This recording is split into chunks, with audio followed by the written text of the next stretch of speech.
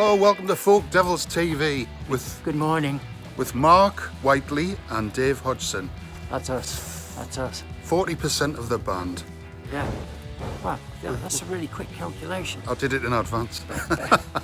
Well, Mark, Yeah. Okay, good. who are Folkdevils? Well, as a technical definition, a figure of fear or condemnation created by the media. In the original book, Stan Cohen's construct was the media owners are what he called moral entrepreneurs, and their businesses create fear so that people can be distracted from the other more important, say, economic issues. And who are the group? Who are Folkdevils the group? Who are we? Who am I? What's going on? Well, I think it's like a brotherhood that has evolved over decades. We came together around a set of ideas, musically and lyrically, a commentary, if you like. We deal with issues by telling stories. Sometimes they're just kind of poetic nightmares, some of the lyrics. Yeah. I think Nick described it as the fevered nightmares of a mental health patient or so. That sounds like us. How are you finding it in the band? I mean, I joined a post-punk rock band at the age of 56, so I'm finding it very invigorating, actually.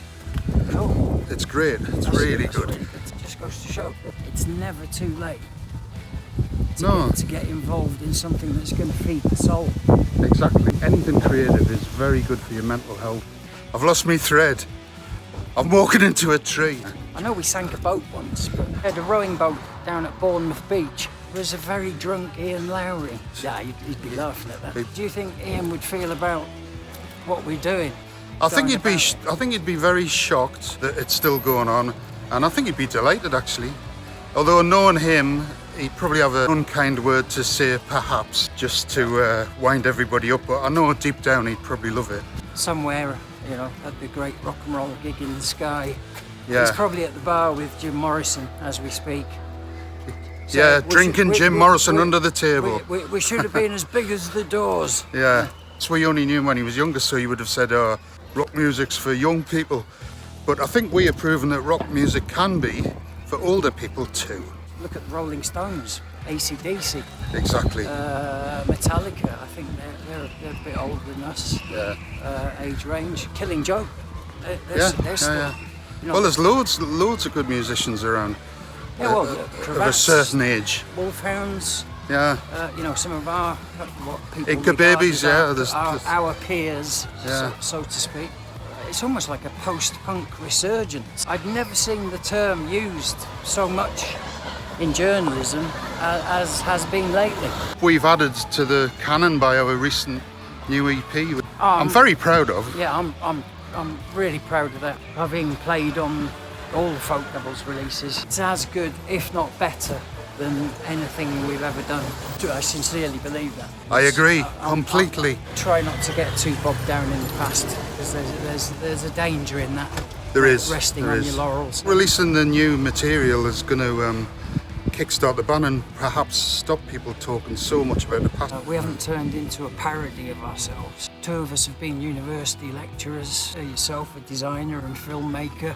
Yeah. Nick, with his lifelong involvement in the music industry, and John with his, John with his very successful business as well. It's great. Clever businessman. What a good mix. He just pulled off the banana heist of the century. Do you think we should talk about the lyrics? For me, I've always been a person that the lyrics are incredibly important to me. But I'm also wary of getting into the territory of navel-gazing analysis of lyrics. And songs should be interpreted by the listener rather than the person who wrote the lyrics, because if you explain too much, you lose the ambiguity, and sometimes the ambiguity's the best part. I remember Chris Josias saying that quite clearly.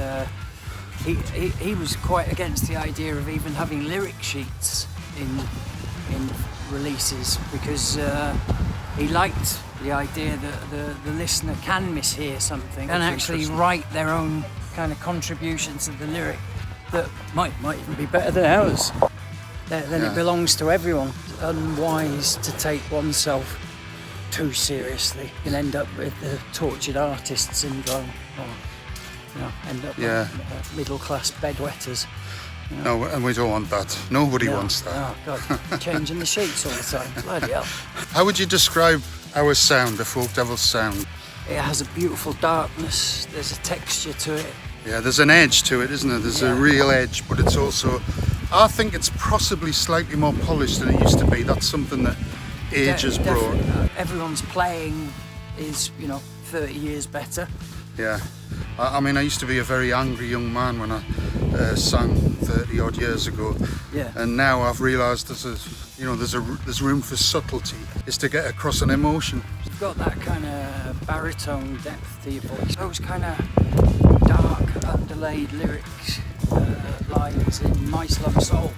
Yeah. I really like that. And that was just an aside, wasn't it? When we were recording it, just came out of nowhere, really. That's the beauty of the recording situation. That we are an incredibly creative band and very original. That's something that's always been there, but we haven't lost it. I think our music's just as relevant now as it ever has been. Out of suffering comes good art. Good speaking to you, Dave. Great speaking to you, Mark. Yeah. Let's go and eat those bananas. Yeah, let's eat some bananas and write some fucking really good songs. It's a deal. Cool. Bye.